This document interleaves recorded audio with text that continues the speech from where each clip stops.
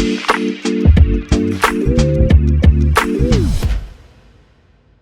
right, hello, and welcome back to another episode of the Chase Thomas Podcast, where I'm still the aforementioned Chase Thomas, coming to you live from Knoxville, Tennessee. First-timer coach Brad Turner of the Gibbs High School Eagles is here on his back porch with the lights. He's got the good setup. He's ready for the ambiance for a YouTube call here on the podcast, so I appreciate that.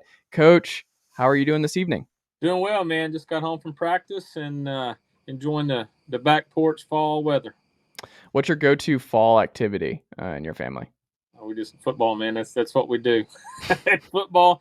And my daughter plays volleyball at MTSU. So the last 3 years we spent a lot of time traveling from here to Murfreesboro going to watch her play. So my wife's actually leaving tomorrow, going to Boca Raton, Florida, for the weekend because they're playing FAU and FIU. So okay, we're on my own this weekend doing the football thing. So.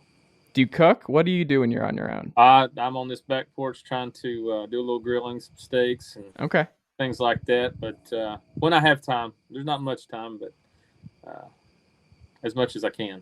Yeah. What's your go-to in the summer when you want to get away and stuff? What do you like to do to get away from football? No doubt, lake. I've got a boat, and when I first got the head coaching job, I bought a boat, and my family and I, all summer, as being a teacher, man, we go out to the lake Monday through Thursday, and when everybody comes out Friday, Saturday, and Sunday, we don't go. So we enjoy the lake to ourselves, 3 or 4 days a week, and that's our thing in the summer.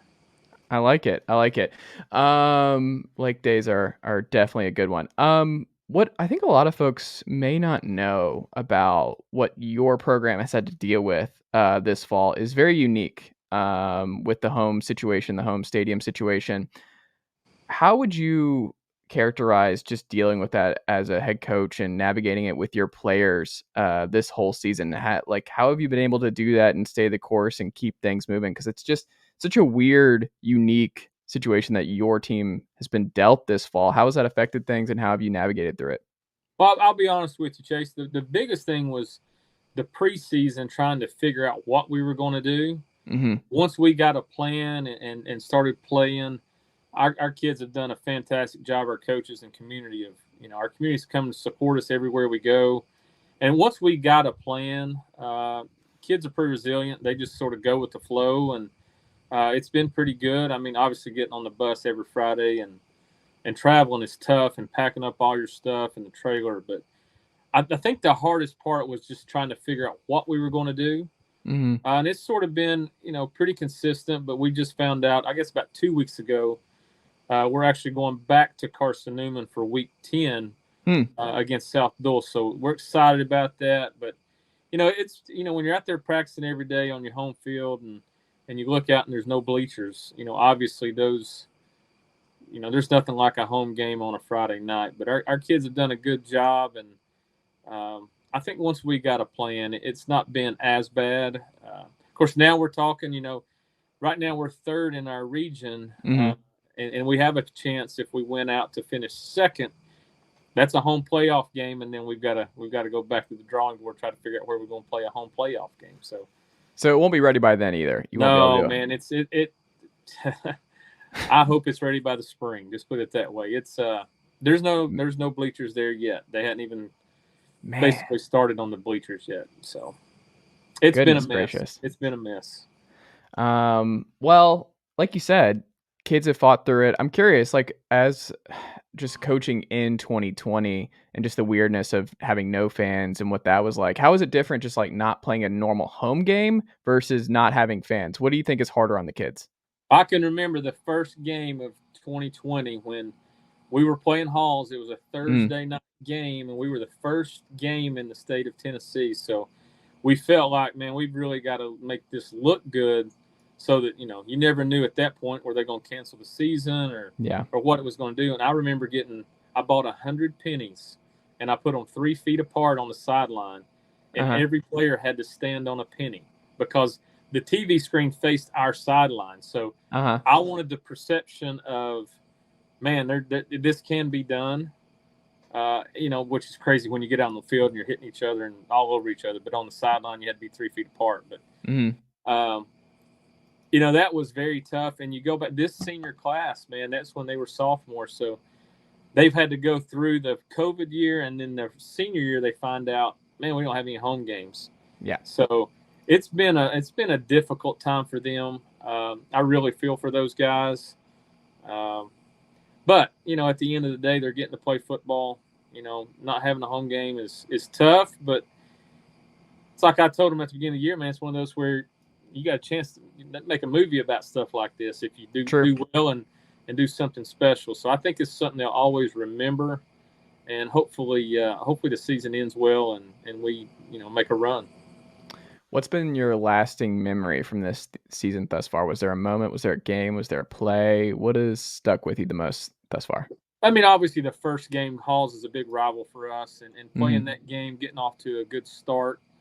That's a pretty big game for our kids, and it's a lot goes in when you're preparing all summer and all spring for that first game, and to go out and win that game gave us some momentum. Obviously, we played Webb week 2. Webb, I think, is second in the state at 8-0, 7-0 right now. So that was tough. Not a very good game. Then we come back and we beat 2 5A schools and between Halls and Central. But we played last week. Played Anderson County. I think they're second in the state in their region. So 2 of our losses have come to really good football teams, which I think will help us as we move forward. So the other loss was the Fulton game, and it was 61-55. And that was wild. When you score 55 points, you're supposed to win. So, tough game. We were down by 21 3 times, came back and had the ball on the 11-yard line with a chance to win at the end. Just sort of fell short there. But our guys are doing a good job. They believe in what we're doing. It's great to see the support from students, community. But we're having a good time playing ball, so that's good. Which game surprised you the most thus far? Well, I felt like we would do better against Webb. They jumped on us pretty quick, and I think we sort of let down there. I wasn't expecting that type of game. On the positive end, the TV game against Central, a 5A school with their running back Frank is a beast, and for us to win that game, and we played Central a lot in the past 6 or 7 years. They're back-to-back state champs, and playing them and our kids believing that we can win was a big one, especially on TV, because a lot of times Gibbs doesn't get the I don't know, the cred or the whatever that is. We're always the underdogs, which we embrace that. But it was good to play that game on TV and for people to see that we are a good football team. I like it. Who have you been most impressed by on your team? Is there a position group? Is there a player that's really stood out to you that you've just been overjoyed to see develop this year? Yeah, I mean, first person that comes to mind is Bryson Palmer, our quarterback. I was just looking at stats. He's thrown for almost 1,300 yards this year. And we're a triple option football team, and in the past, we're running for 300 a game. And right now, with some injuries we've had to adjust, and we always have been about doing what our kids can do. But he has really matured. He played in 2 games during the COVID year because our quarterback was in quarantine. In the first game he comes out and plays, he breaks the school record for most passing yards. And then, last year had a good, solid year. This year, I think he really matured. One of our senior captains, and the kids are following his lead. So I think that's a big part of it. And he's a really good athlete. I said something the other day to on TV that he can play anywhere on the field. I mean, he can play running back. He can play safety. He was a defensive back for us last year. So, he sticks out. And then you got Cayman Sean, which is he's a junior for us. Really good athlete. Didn't play football the first 2 years. Came out this year, basketball player, and he's pretty special. I think he's had 11 touchdowns so far this year. 8 in the past 2 or 3 games. And then, he's a good looking kid. He's 6'2", 185, something like that. And then you got Bryson Walker, number 6, who's another, 6'3", 175 kid that's been getting the ball and doing well. So, but it all starts up front. Those guys will tell you we got a group of seniors up front that's getting it done and giving him time to throw. And when we want to run the ball, we run it pretty successful. It's just, I tell everybody all the time, it's weird saying it, but I feel like the only team that can stop us right now is us. Is when we mess up or get holdings or, some penalties. But, I mean, we played some good teams, obviously, that they're good teams. But we feel pretty confident offensively that, we should be able to move the ball and have chances to score. What's the hardest thing about coaching the option? We've done it for so long that our kids, even through middle school, come in, they know it. I think the biggest thing we've done in the past, 2 or 3 years is implementing the RPO, the run pass option, in with the triple. We're probably in the gun 65% of the time, 70% of the time, where in the past we were underneath primarily. And I think, us moving to that style of offense has really helped us. When you get underneath and you're in the box and they put, 9 or 10 in the box, it gets pretty tough sometimes. But I think our middle school program really helps that. So when they get to high school, a lot of them they know the terminology, they sort of know what we do, and then we just sort of adapt to who we have. Pigeon Forge has that same thing. When I was talking to their coach with the wing tee, they have that from elementary, middle school on. They're just prepared and ready to go. Yeah, a lot of that is, I think that's huge when you can develop a program to where those kids, and you go back to the Marivilles of the world, the Alcoas, those kids are running those plays from the time they're 6 years old. So it really helps to, and when we're an undersized team, we don't have linemen that are 300 pounds or 260. Our right tackle doesn't even weigh 200 pounds. He's about 5'9", 190, soaking wet. Yeah. But he gets off the ball and he runs. And, that's what we have to be up front, because we don't have the size per se. And that's what the triple allows you to do, is you don't block the 2 guys on the inline scrimmage. You read them. So you don't have to block somebody, then it's pretty good. We're trying to get to second level. The position group for your team this year that has been the backbone, you would say. Which position group would you say? Well, I think it's offensive line. I think they've done a fantastic job. Our linebackers on defense have played really well. I think those 2 groups on each side of the ball have played above their expectation and their potential. I think they've done really good. They've bought into what we're doing. We're undersized at linebacker, but those guys play hard. And who's popped for you on film that the average fan misses on Friday nights? Who's more of a film star that does the stuff that might not come up in the box score that you just get really excited about? Eli Hubbs, no doubt. Eli Hubbs is, man, if you could make a football player, he's the guy you would make. Right now he's having to be our running back. He's usually our tight end, H-back type guy. But he's going to go 6 yards right at you. He's not going to make a move, and he's going to block when he needs to block. Defensively, he can play everything on the field other than safety. And he's all about just playing high school football. He's got a plan. He's already joined the Air Force. He knows what he's doing after high school, not going to college to play football. So it's fun coaching those guys that are just enjoying, not really trying to get to the next level, and it's not about them. And he's just playing, and it's no doubt Eli Hubbs. I like it. When you look at the Clinton quarterback that you guys got on the calendar, not this week, next week, are you excited about that opportunity to see what? Yeah, we played Clinton last year, and he's a very athletic kid, and he throws the ball super well. It's a good football team. We lost to them last year late. I think we returned a kickoff for a touchdown, and it got called back. It was to go ahead, and they made some plays at the end of the game and wind up winning that game. But we're looking forward to it. We played them in 7-on-7 this fall, and it's chippy. I mean, so looking forward to it. Well, before you get there, though, you still got York this weekend here on a Friday night. We're taping this on a Wednesday night, the 12th. What are you most looking for out of this matchup from your guys? Well, York I think they're much improved. I think they're 5-2 on the season. They sort of run a option style offense, pull the guards a lot. Their quarterback I think he's a sophomore and really good football player. He plays a freshman last year. I think they got some grit to them. Being a smaller school and playing bigger schools, a lot of motivation there. And I think it's going to be a tough game for us. I think if we come out and get off to a quick start, obviously that's going to help us. I just think defensively we've got to play solid, do our responsibility. But I do think there'll be a physical football team.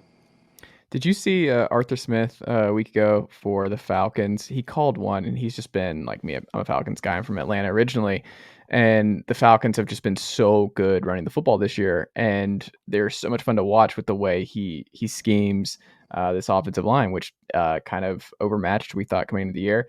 But he pulled his center on an outside zone run 2 weeks ago, and you don't see it in real time. But if you go back and watch the all 22, he's out like that. Have you ever thought about that? Because I don't think I've ever seen that. Well, I tell you, the kid was it Pouncey from Florida? Yeah. He used to do that. And they do it a lot in the pros. But again, to somebody just watching the game, a lot of times you don't see that happen. We don't see it in high school. But I do remember, Pouncey from Florida doing that. And, to snap the ball, get out of there and pull. I mean, you got to be fast. Athletic. Oh, yeah. But that's the obviously at the college level, that's what it's coming to is those guys up front are running 4 or 5 40s at 290 pounds, and that's crazy to think. But the pulling guards this week are going to be big for us. We got to follow what they do, and they've got 2 good ones. Well, it's also like tempo, right? Like you just kind of these offensive linemen, you're on the field a lot more than you used to be. You got to be able to play at that level. Yeah, I mean, what we've noticed even at the college level and high school, people score points. Yeah.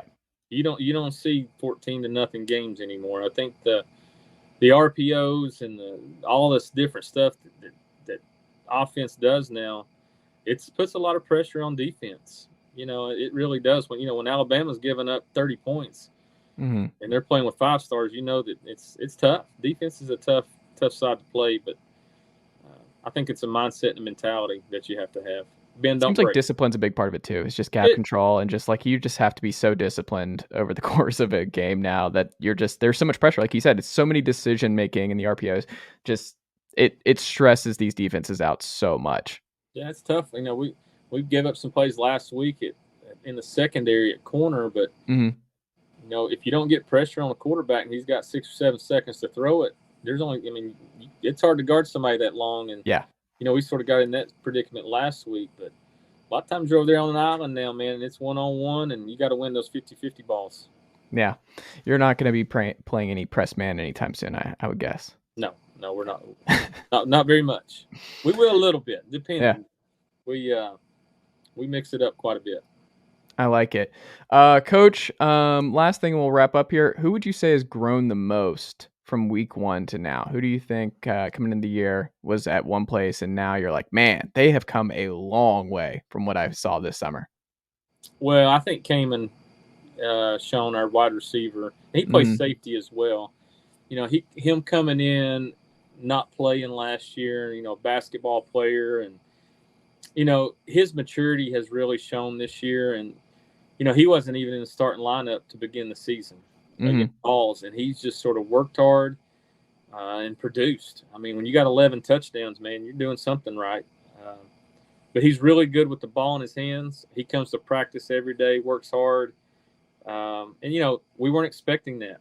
We knew he was a good athlete, but to have the impact he's had both sides of the ball is very impressive. And he's done a great job. His brother played for us. Bryson Sean played for us for 4 years, went up to Tusculum and played a little bit. Now he's playing baseball, but good athletes, good athletic family there. But I think Kamen by far has been one of the surprises for us. Well, Coach, this has been great. I appreciate you making the time this evening. What can the good folks do in East Tennessee to support the Gibbs football program and come watch you guys and just support Touchdown Club, anything like that? What would you like to play as we wrap up here? Yeah, I mean, we got a website, GibbsEagles.com. You can get on there and find out information. They're streaming of the games. One of the local churches was nice enough to stream our games this year, so where we didn't have any home games. So they've been doing that for us. Clear Springs Baptist Church has been doing that for us. But we love it. It's open facilities there at Gibbs. Anytime somebody wants to come out and, hang out, do whatever, they're welcome anytime. I love the idea of a church doing the all 22 film footage. That's Yeah. what we need right there. Is Yeah. I like it. Coach, this has been great. Thank you so much for making the time, and we'll have to reconnect again soon. Sounds good.